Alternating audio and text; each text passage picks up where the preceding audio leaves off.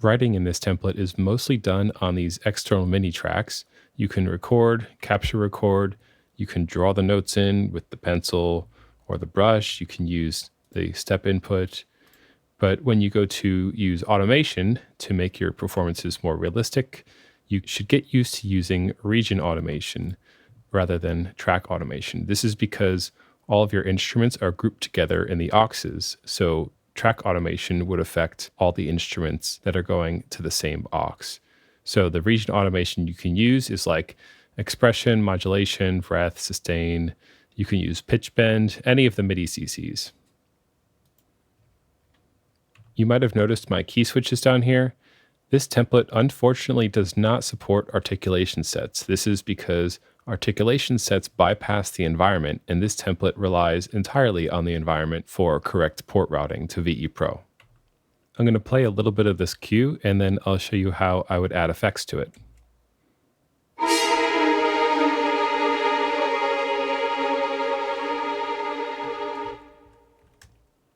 My violin 1 and 2 and viola go to high strings, and cello and bass go to low strings. I've hidden a lot of tracks in this session, actually. So there is viola in part of the cue, but just so you can see everything that's going on. So this is my high strings aux. I don't have any effects on there right now. Usually I put like a plate or something, but this is a send going to a reverb. Let's put something that you're gonna really hear on the strings. Let's make it really crazy.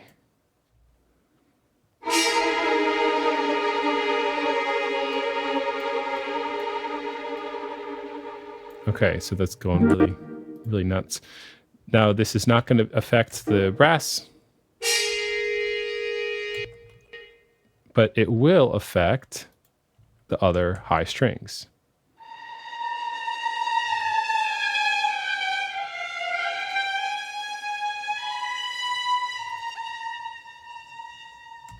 So just keep that in mind, that any effects you add to your aux, they affect all the instruments that are going to that aux. If you need a reminder on how I set up these auxes, then there's going to be a card that you can click on in the corner that goes to my How to Connect Logic and VE Pro video.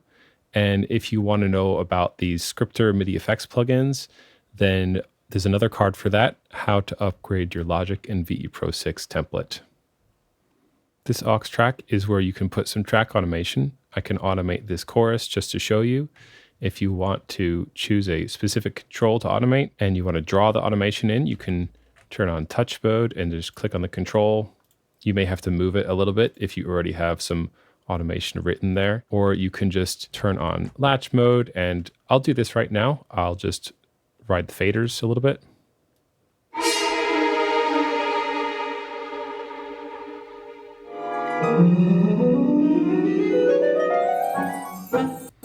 That's good enough. And let's say I wanted something in the middle here where I had to switch to the other control.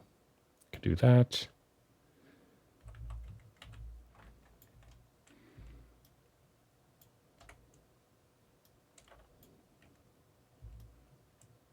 You get the idea.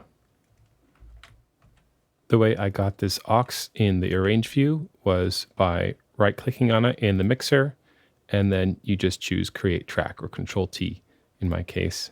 I'm going to get rid of that. Don't need that right now. So you've probably figured out by now that the more auxes you have, the more fine-grained control you can have over your mix inside this template. But that also means more processing power. So it's a balancing act. If you really need a high degree of control over a single instrument and you don't want to affect the other instruments going to that same aux, then you can load a software instrument track in Logic, or you could render the audio. I'll show you how to do both of those things later in this video. Next, let's check out the Master Mix Bus.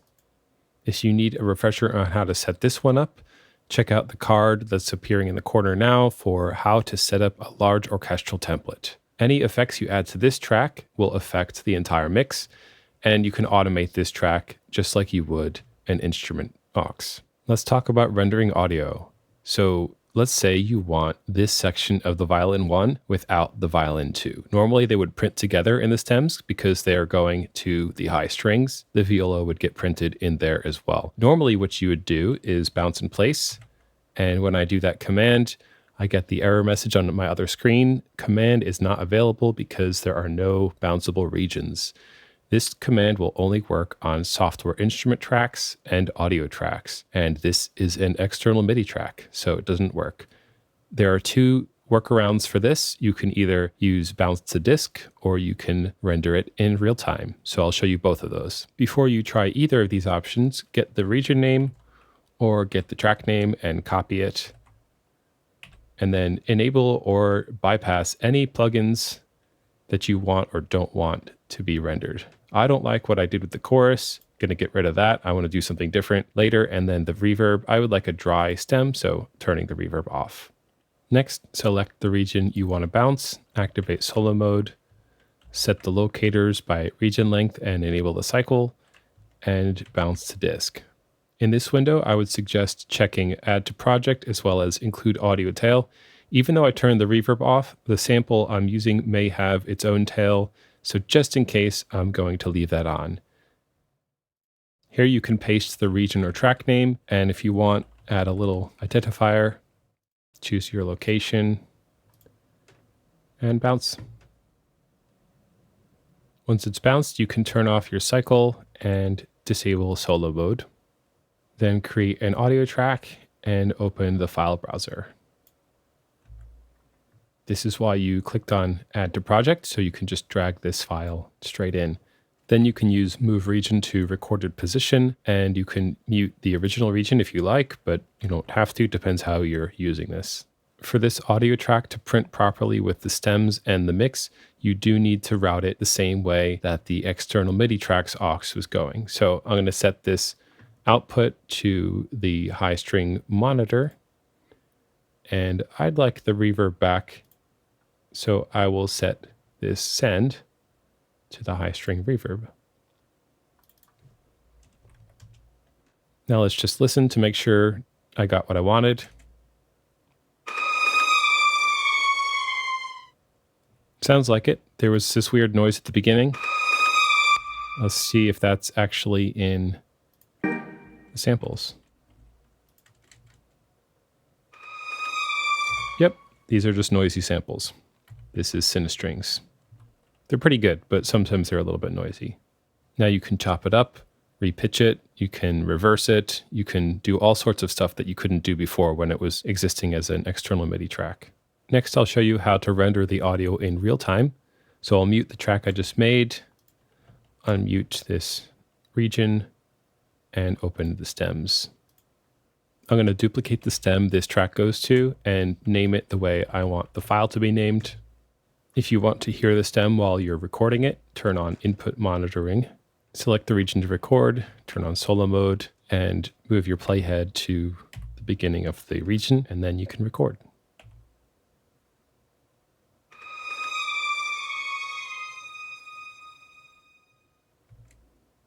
I'll turn off input monitoring and just listen back to check it.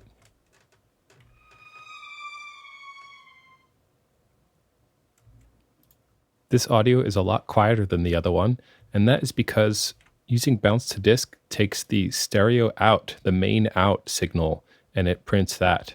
And this, in my case, includes my master mix bus plugins, which includes all of these. So remember to disable your mix bus plugins if you don't want those to be included on the rendered audio. You still do need to reroute this track. I'm going to do that now. And I'll drop this below the other one. I'm going to turn the strings high reverb back on so that when I print stems for you later, it'll have the effects. Let's say you'd rather have a local instrument track than rendered audio. I've got a multi-output instrument track set up already, but I'll make one from scratch just so you can see the process. You can see I have my track here and then several auxes, and you can see the outputs from contact into these auxes. These are the inputs of these auxes. And so electric guitar, 3/4, electric bass, 5/6, and so on. And if I open contact, you can see the same thing. Electric guitar, 3/4, electric bass, 5/6. So make sure you set up your outputs the same way. that you set up your auxes here. And then, of course, in the instrument itself is routed to the correct output in Contact. And while I have this open, you might notice these 3 audio tracks over here. These were just additional percussion tracks that I dropped in either just audio files on or Apple loops. And if you want to have these print correctly with the stems and with the mix, again, you will definitely need to route the output to the correct monitor. Next, I'm going to load a software instrument track and add a multi-output Contact plugin. I'm going to bring up a multi. Now, if you want, you could actually leave this alone and just set the correct monitor out here, because all these instruments are the same instrument, or if you have all the same type of instrument that are generally going to the same aux. But I'm going to, just for example, set different outputs. Let's set 4 different outputs, and they all are stereo, so 2 channels each. And the starting channel, I'm going to use, just to keep things consistent, I'm going to start at channel 3 and 4. This is channel 1, 2. They don't look like that in this window, but just trust me. Starting at channel 3, 4, and delete existing channels. You would normally name all of these auxes. I'm going to skip that for now and just route them. So output 2, 3, 4. Now in the mixer, I need to add the same auxes as I did outputs in Contact. And you can see there I have it, 3, 4, all the way through 9, 10. This track will only play channel 1, as you can see there. So I'm going to add the other 3 channels. And now I can play each of the tracks.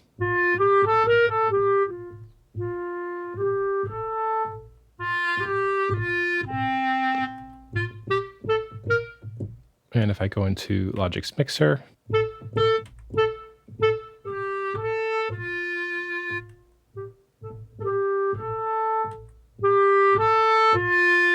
all the outputs are working properly. The next step would be to change the outputs to go to the correct monitor tracks. These are all woodwinds high, and I will add a send for a woodwinds high reverb. If you want, you can add all of these auxes to your arrange view. Now you can more easily add the effects and automate them. Of course, you can always add the effects down here and then ride the faders or ride the controls of the plugins. That'll work too. Let's say you want to use a hardware synth. Bring up the new track dialog and select external MIDI. It is actually possible to set this up in the environment manually, but it's so much easier to use the external instrument plugin. So just do that. I have a MIDI cable going from the out of my interface to the MIDI in of my synth, and channel 1 is fine for now. The audio is coming out of my synth from an 1/8 inch headphone jack to a 1/4 inch splitter into channel 3, 4 of my instrument inputs of my interface. You should set the audio output to the monitor track that you want this synth to come through on.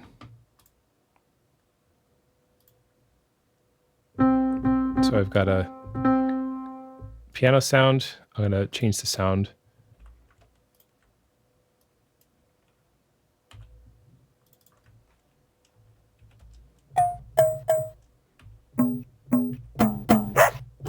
There we go.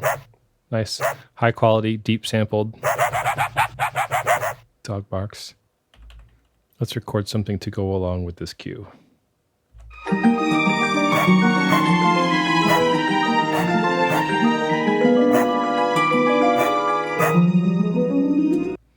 Great. So actually I should name this.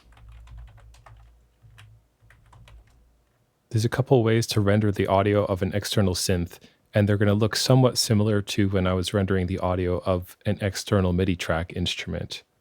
Let's first use the bounce to disk method.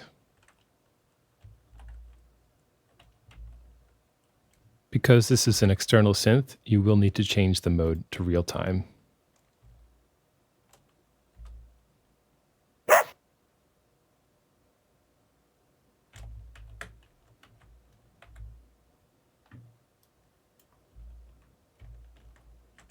Let's listen back to make sure it sounds right. Yeah, okay, that's good. Now let's render in real time using one of the stems. So I'm going to need to duplicate the synth high stem.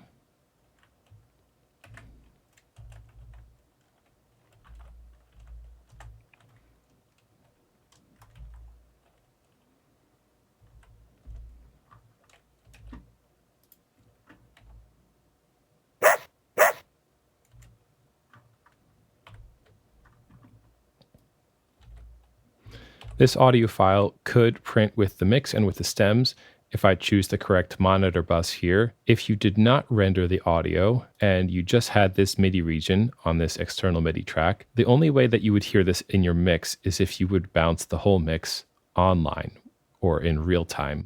If you bounce the mix offline, this won't be heard no matter what your routing is. I'm going to mute the original synth for now.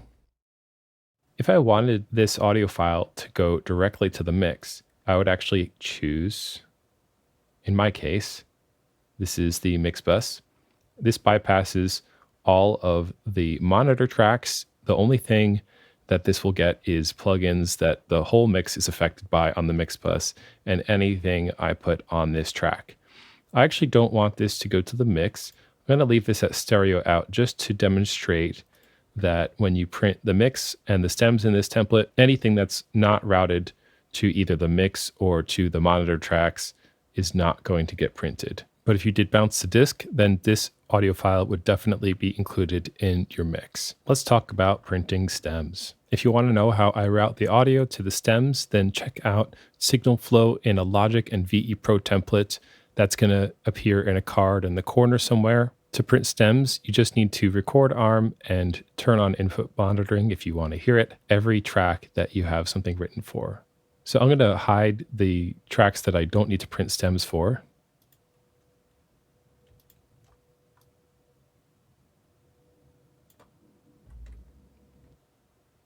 Before I print the stems, I'm going to mute this region that I rendered earlier and maybe do something to this audio.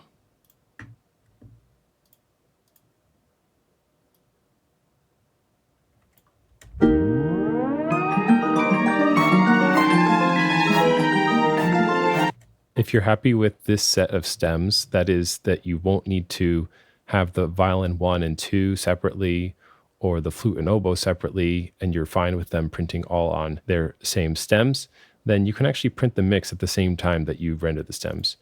For that, all you have to do is go to the mix bus and make sure your mix print pre-fader send is turned on. It's fine if that's always on, because as soon as you record arm this track, that's when it is going to print the audio that's going to the mix bus.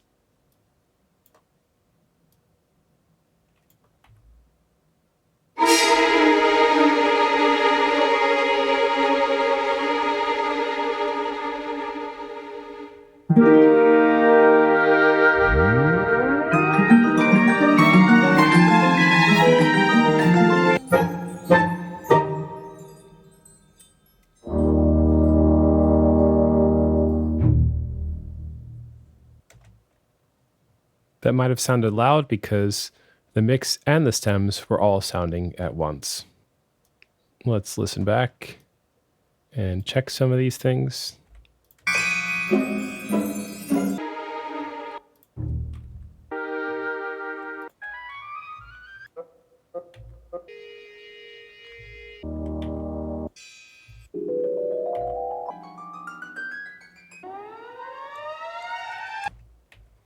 Just for sake of example, I'm going to print the mix using the bounce to disk command.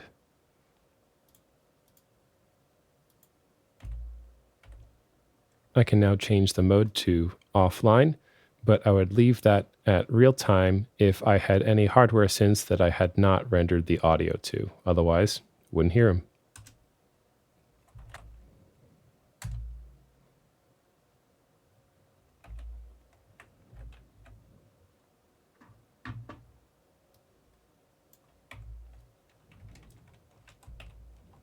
Now let's listen back.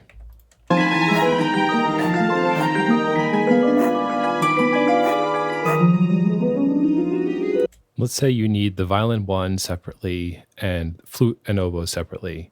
So you're going to have to print the stems in multiple passes, and you won't be able to print the mix at the same time as the stems. First, I'll make some new track alternatives, and then I need to duplicate the strings high. This one will be violin 1 only. Strings high will have violin 2 and viola, if I had viola in this passage. Woodwinds high will become flute, oboe, and clarinet. This will take me 3 passes at minimum. I can print everything except for strings high, oboe, and clarinet on the first pass, and then I can print strings high and oboe, and then clarinet by itself. So I'm going to go through that whole process just to demonstrate it for you. And on the first pass, I will need to mute the other high strings that I don't want in the violin 1 track. This is why you can't print the full mix at the same time as all of this. And I will need to mute the oboe and the clarinet. When I do the second and third passes, I can just use solo mode, since that'll be a lot simpler than muting all the regions I don't need. On this first pass, I don't want any other high strings or any other high woodwinds.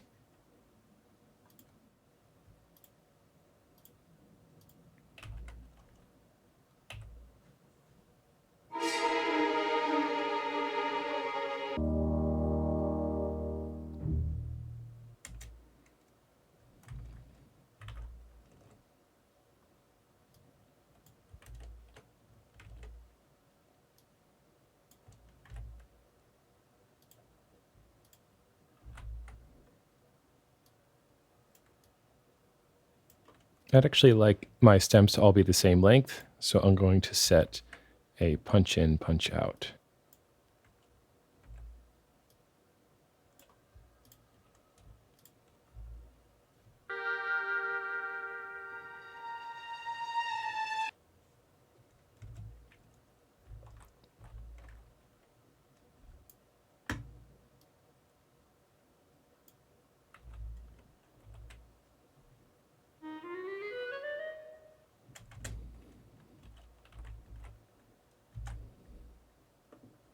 Finally, I'll check to make sure I got everything I needed.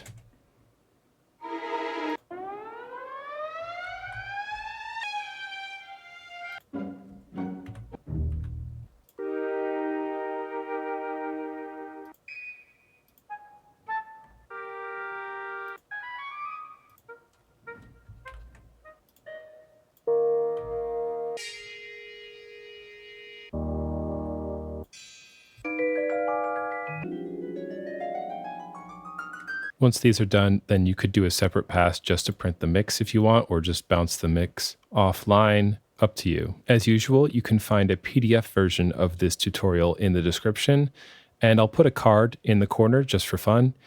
And this tutorial will be added to the All Logic tutorials PDF, as well as the All VE Pro tutorials PDF.